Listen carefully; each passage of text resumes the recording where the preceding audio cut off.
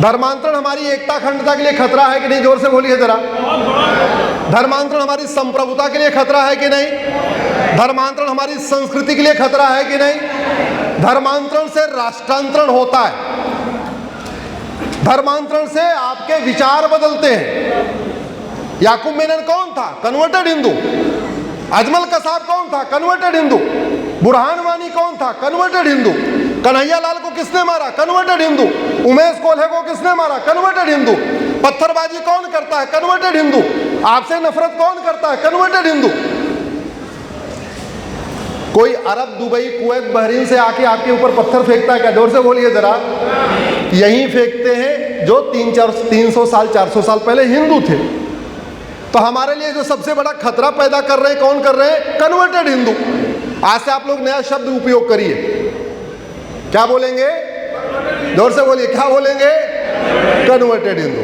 वो ऐसा है, एक ही शब्द में सब आ जाएगा, आपको अलग अलग नहीं कहना पड़ेगा। और दुर्भाग्य देखिए, भारत की संप्रभुता के लिए जो खतरा है, भारत की एकता अखंडता के लिए जो खतरा है, उसके लिए बीएनएस में धारा 152 है। और इस 152 में आजीवन कारावास और फांसी तक की सजा का प्रावधान है। लेकिन दुख इस बात का है, 152 में यह नहीं लिखा हुआ है कि धर्मांतरण हमारी संप्रभुता एकता अखंडता के लिए खतरा है।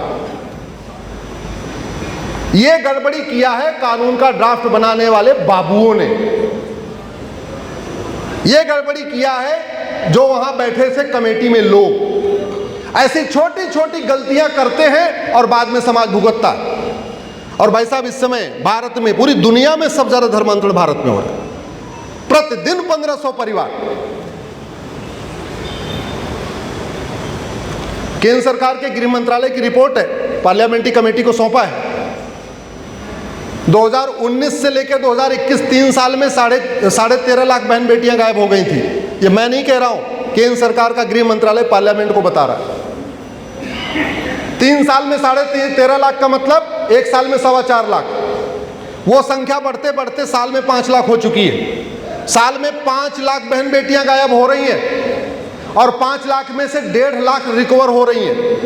3.5 लाख का आता ही पता नहीं चल रहा है। और 3.5 लाख का मतलब दिन में 365 दिन में 3.5 lakh on an average per day 1000 बहन बेटियां गायब हो रही हैं। दुनिया में सबसे ज्यादा लव जिहाद भारत में हो रहा है। दुनिया में सबसे ज्यादा धर्मांतरण भारत में हो रहा है। अभी राजस्थान की सरकार एक कानून लेके आई है, अच्छा कानून है। मैं राजस्थान की सरकार के मुख्यमंत्री भजन लाल जी को धन्यवाद देता हूं कि वो अच्छा उन्होंने प्रयास किया है। लेकिन कानून तो कठोर बन गया, समस्या आएगी सजा दिलवाने में। क्यों? क्योंकि लव जिहाद में कोई एविडेंस ही नहीं होता। लव जिहाद में कोई गवाह होता ही नहीं। वो तो अकेले अकेले काम चलता है। वीडियो बन गया और वीडियो कोई एविडेंस नहीं है।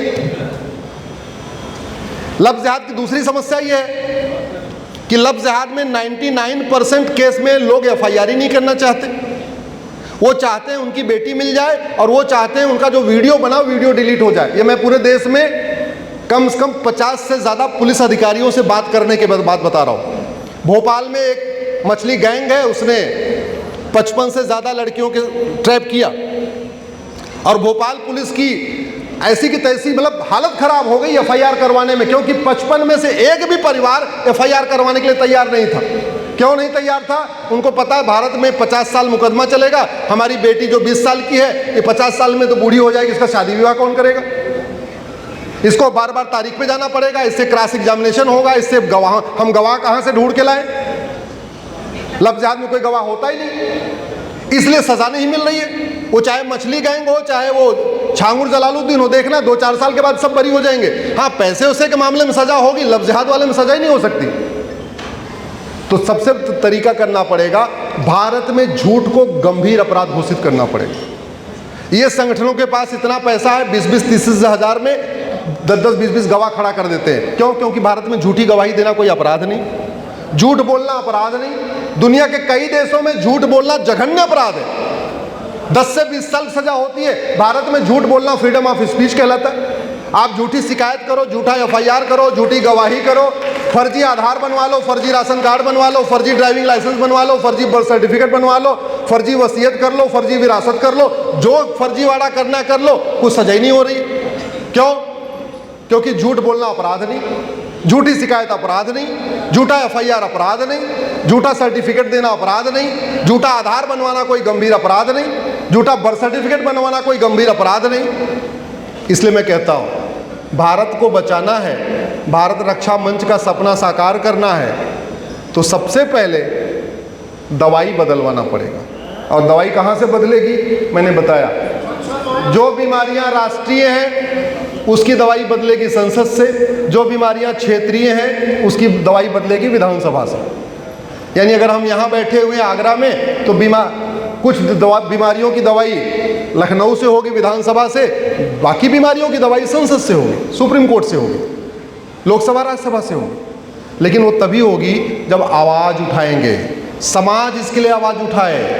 अभी नहीं हुई तो फिर याद रखिए कभी नहीं होगी, अभी नहीं तो इसलिए अवसर है, जागृत करिए, लिखना शुरू करिए, बोलना शुरू करिए।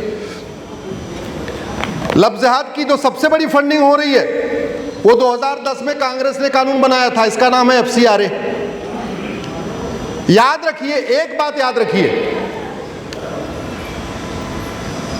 कांग्रेस के द्वारा बनाए गए सभी कानूनों को जब आप संदेह की दृष्टि से देखेंगे फिर आपको समझ में आएगा मामला बना क्यों है। नाम फॉरेन कंट्रीब्यूशन रेगुलेशन एक्ट, मतलब विदेशी चंदा नियंत्रण कानून। नाम बड़ा प्यारा है, विदेशी चंदा नियंत्रण कानून। और बनाया किस लिए? माओवादियों की फंडिंग, नक्सलियों की फंडिंग, जिहादियों की फंडिंग, मिशनरियों की फंडिंग, घुसपैठियों की फंडिंग, सबकी फंडिंग इसी से हो रही है। वर्तमान सरकार ने बड़ी मात्रा में लगभग 25,000 NGOs के लाइसेंस रद्द किए हैं। मैं माननीय प्रधानमंत्री जी, गृह मंत्री जी को धन्यवाद देता हूं कि उसके ऊपर काफी कार्रवाई हुई इसके ऊपर। लेकिन कांग्रेस के द्वारा बनाए गए कानूनों को बदलने से काम नहीं चलेगा। कांग्रेस के द्वारा बनाए गए कानूनों को जड़ से खत्म करना पड़ेगा। उदाहरण के लिए, हमारे पूर्वज कहते थे न रहेगा बांस, जोर से बोलिए जरा, न रहेगा बांस। हाँ, नक्सलियों की फंडिंग FCRA, माओवादियों की फंडिंग FCRA, घुसपैठियों की फंडिंग FCRA, धर्मांतरण कराने वाले मिशनरियों की फंडिंग FCRA, जिहादियों की फंडिंग FCRA, PFI की फंडिंग FCRA, आतंकवादी संगठनों की फंडिंग FCRA, जासूसों की फंडिंग FCRA, गद्दारों की फंडिंग FCRA। अब पूर्वज क्या कहते थे? न रहेगा बांस। और वैसे भी जितनी विदेशी फंडिंग आ रही भाई साहब, इसमें से 90% फंडिंग भारत को बर्बाद करने वाले NGOs को जा रही है। भारत के हित में काम करने वाले मुश्किल से 10% फंडिंग मिलती है। कहने का मतलब पूरी थाली उधर जा रही है, इधर केवल जूठन मिल रहा है, रोटी का टुकड़ा मिल रहा है, बाकी सारी की सारी फंडिंग बंद हो जा रही है। और गैस बंद करना है तो मुंह से अगर फूकेंगे तो मुंह जल जाएगा। गैस बंद करने का तरीका क्या होता है? गैस की सप्लाई काट दीजिए, चूल्हा अपने आप बंद हो जाएगा। अगर आप गैस नहीं बंद करेंगे और चूल्हे को मुंह से फूकेंगे तो मुंह जलेगा। तरीका यही है, गैस की सप्लाई काट दीजिए, अपने आप बंद हो जाएगा। जिस दिन भारत में विदेशी फंडिंग बंद हो गई, अंदर से हवाला की फंडिंग हो गई, उसके बाद मैं गारंटी के साथ कहता हूं धर्मांतरण बहुत हद तक कम हो जाएगा। और ये कम करना ज़रूरी है। और हम अगर नहीं करेंगे तो इसके लिए आने वाले 20 से 25 साल के बाद हमको इसके भयानक परिणाम भुगतने होंगे। राजा हरि सिंह ने कभी सोचा नहीं था कि पंजाब के 2 टुकड़े होंगे और 2 टुकड़े हुए। पंडित नंदराम टिक्कू ने कभी सोचा नहीं था, जब अफगानिस्तान के प्रधानमंत्री थे, हमको यहाँ से भागना पड़ेगा लेकिन भागे। अफगानिस्तान के हिंदुओं ने कभी सोचा नहीं था हमें यहाँ से भागना पड़ेगा, भागे। बांग्लादेश के हिंदुओं ने कभी सोचा नहीं था भागना पड़ेगा, भागे। सिंध के हिंदुओं ने कभी सोचा नहीं था भागना पड़ेगा, भागे। 1931 में जो जनगणना हुई, उस समय सिंध के हैदराबाद में 70% हिंदू थे, सिंध के लरकाना में 65% हिंदू थे। सिंध में 4 जिले थे, उन चारों जिलों में 60 से लेकर 70% हिंदू थे। ये 1931 की बात बता रहा हूँ। और 1947 में मकान, दुकान, खेत खलिहान, उद्योग, व्यापार सब कुछ छोड़ के भागना पड़ा। भागे कि नहीं भागे? भागे। जब तक हम पुराने चीज़ों को कनेक्ट नहीं करेंगे और जब तक हम ये नहीं समझेंगे कि वो नापाक सोच कैसे रुकेगी, तब तक समस्या का समाधान नहीं होगा। दूसरा, भारत में जो सबसे बड़ा खतरा दूसरा पैदा हो गया है, वो पैदा हो गया है घुसपैठ का। मेरी PIL चल रही है सुप्रीम कोर्ट में, जिसमें मैंने आंकड़ों के हिसाब से बताया है कि 5 करोड़ घुसपैठी आ चुके हैं। कितने आ चुके हैं? 5 करोड़। ऐसा कोई शहर नहीं है जहां घुसपैठिए नहीं पहुंच गए, ऐसी कोई पहाड़ी नहीं है जहां घुसपैठिए नहीं पहुंच गए। मैं छत्तीसगढ़ गया था, मेरा कार्यक्रम था वहाँ। रायगढ़ एक जिला है, रायगढ़ वहाँ लोकल बोलते, रायगढ़ है। वहाँ गया, बड़ा अच्छा भव्य स्थान है, बड़े जंगल हैं, पहाड़ियाँ हैं। मैं गया वहाँ पे, थोड़ी दूर देखा, वहाँ बस्ती बनी थी। मैंने कहा ये कौन है? बोले जी बांग्लादेशी है। सोचिए, कहाँ बांग्लादेश, कहाँ छत्तीसगढ़ का रायगढ़, वहाँ कार्यक्रम। मेरा राजनांदगांव में कार्यक्रम था, हमने कहा ये कौन है? जी बांग्लादेशी।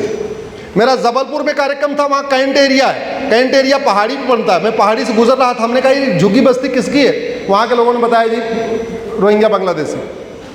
मेरा भुज में कार्यक्रम था, हमने कहा ये बस्ती कैसी? बोले जी ये रोहिंग्या बांग्लादेशी। मतलब बंगाल से घुस रहे हैं, भुज पहुँच रहे हैं, बंगाल से घुस रहे हैं, छत्तीसगढ़ पहुँच रहे हैं, बंगाल से घुस रहे हैं, पंजाब पहुँच रहे हैं। पंजाब की तो हालत ही पूछो नहीं। पंजाब वाले कनाडा कमाने चले गए, ऑस्ट्रेलिया चले गए, और उनके गांव में सारे बांग्लादेशी बसते चले जा रहे। उनके एक ही 1-2 बच्चे हैं, कब कोई कनाडा, कोई ऑस्ट्रेलिया, कोई अमेरिका, उनको वहीं शौक है, और उनके पूरे गांव के गांव पे बांग्लादेशियों का कब्जा होता चला जा रहा है। सवाल ये है, ये बांग्लादेशी आते क्यों हैं? ये बांग्लादेशी दुबई क्यों नहीं जाते? ये बांग्लादेशी किसी और देश क्यों नहीं जाते? भारत क्यों आते हैं? समाधान क्या है इसका? मैं गांव का रहने वाला हूं, मैं इसका समाधान बताता हूं।